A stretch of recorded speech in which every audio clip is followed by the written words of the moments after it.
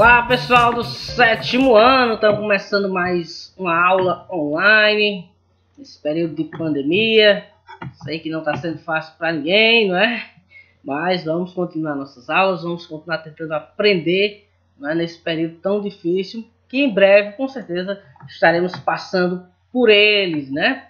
Você já sabe, eu sou Lucas Santos e hoje vamos trabalhar o nosso conteúdo, continuar trabalhando, na verdade, o conteúdo de reforma e contra-reforma. Nós não vamos com pressa, né? Nós estamos com calma, vamos devagarinho, porque é para a gente poder aprender ainda mais sobre estes conteúdos de história. Então, na aula passada a gente viu, né, o que causou essas revoltas dentro da própria Igreja Católica, né?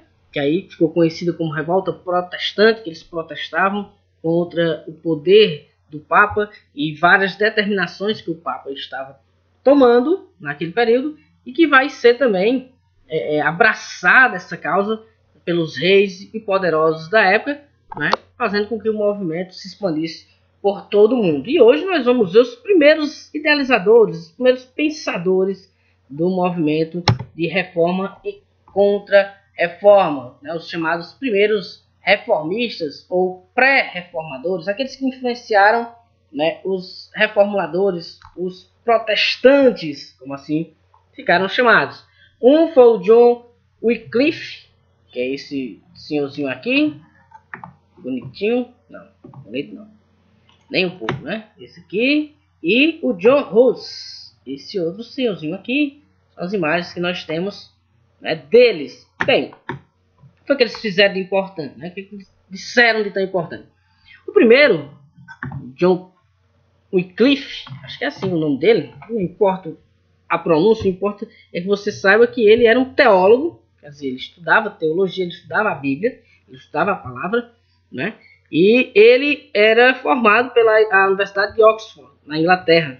Aí ele pegou e inventou de traduzir a Bíblia para o inglês, algo que era proibido pela Igreja Católica, né? Porque para a igreja todo mundo, né, quem fosse ler, e só quem podia ler era os padres, né, que a igreja colocava só os padres, os bispos e os cardeais e o próprio Papa, né? A pessoa comum ela não poderia ler, apenas esses daí que eram os representantes de Deus, e teriam que ler em latim, que era a língua oficial do catolicismo, não poderia ser traduzido para outra língua, tá certo? E aí o John Wycliffe pegou e traduziu para o inglês, a língua do seu povo. Ele afirmava que havia um grande contraste entre o que a igreja dizia e o que ela fazia. Ele criticava sobretudo o acúmulo de riquezas por parte dos bispos e papas, além da falta de instrução dos sacerdotes. Por isso, ele foi levado, né, para o tribunal religioso, que foi acusado de heresia, de ser um herege, quer dizer, aquele que contraria a doutrina oficial da igreja. Ele foi condenado aí, o Wycliffe. Já o Jan Hus, que é esse outro senhorzinho aqui da imagem, ele também era professor universitário, né, na cidade de Praga, na atual República Tcheca. Ele era professor universitário lá, teólogo e um brilhante orador. Conseguia fazer grandes discursos, né, aquela coisa toda, e o pessoal gostava muito da fala dele. Então ele se tornou conhecido por fazer seus sermões no idioma tcheco, no idioma comum, no idioma do país dele, da cidade dele, que também era proibido isso, né? Não era permitido que os religiosos, né, falassem ou traduzissem a palavra para a língua local. Aí, além disso, ele traduziu a Bíblia, assim como o Wycliffe, né, traduziu para o tcheco, língua do seu povo, e por causa disso, ele, né, sofreu perseguições, principalmente depois que ele atacou, né, fez grandes ataques aí à igreja pela corrupção e o alto luxo do clero. Ele foi acusado de heresia também e foi queimado vivo na fogueira em 1415.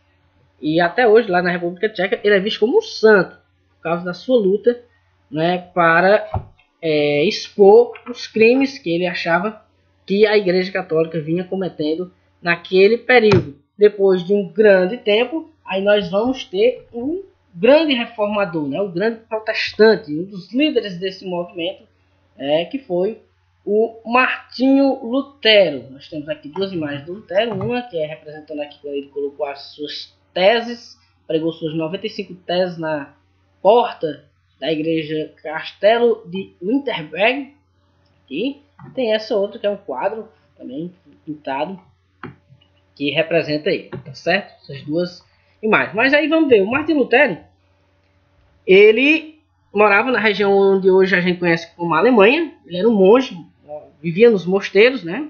Ele começou a se rebelar contra a venda de indulgências, né? E ousou a discordar da doutrina católica. Com isso, ele deu início à reforma protestante. Ele nasceu na cidade alemã de Eisenach e o pai dele queria que ele fosse advogado.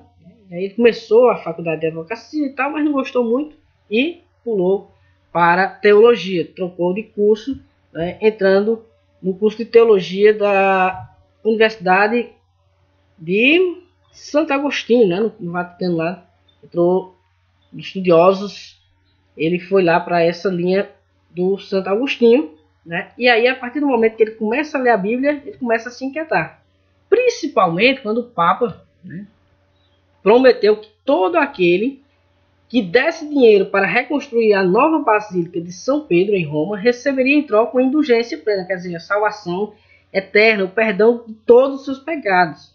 Indignado, Martinho Lutero disse: aí, pera aí, rapaz, isso aí está errado, isso aí não pode. Não tem nada dizendo na Bíblia que você tem como perdoar todos os pecados porque o outro comprou. O perdão, a salvação não é comprável. Aí ele pegou as suas 95 teses, aqui, ó, várias coisinhas, vários artigos lá, e pregou. Olha como ele foi louco, pregou lá na porta da igreja, criticando a igreja. Aí, por insistir nessas suas defesas, Lutero foi expulso da igreja pelo Papa, né?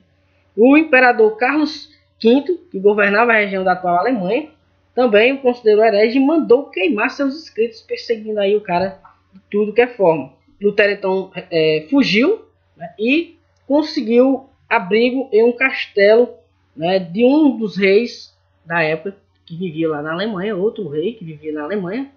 A Alemanha ainda não tinha sido unificada, ele se refugiou lá, e esse rei, ele defendia também essas ideias, ele se converteu com essas ideias de Lutero e acabou protegendo ele. Então, quem vier mexer com Lutero aqui vai morrer. Então, a partir daí, vários príncipes dessa região da Alemanha começaram também a se converter às ideias protestantes. Então, a partir do momento que os príncipes e reis começam a se converter, eles começam a tomar as terras da Igreja Católica dos seus países e começam também a perseguir a Igreja Católica. Então, de perseguidora, ela passa a ser a perseguida também nesses lugares. É aí onde vai começar os movimentos de contra-reforma, né, dentro desse movimento de reforma. Primeiro houve o movimento de reforma, depois o contra-reforma. Mas ainda temos mais um teórico da reforma, né? Nós temos o Martinho Lutero e o João Calvino, que tem outras ideias,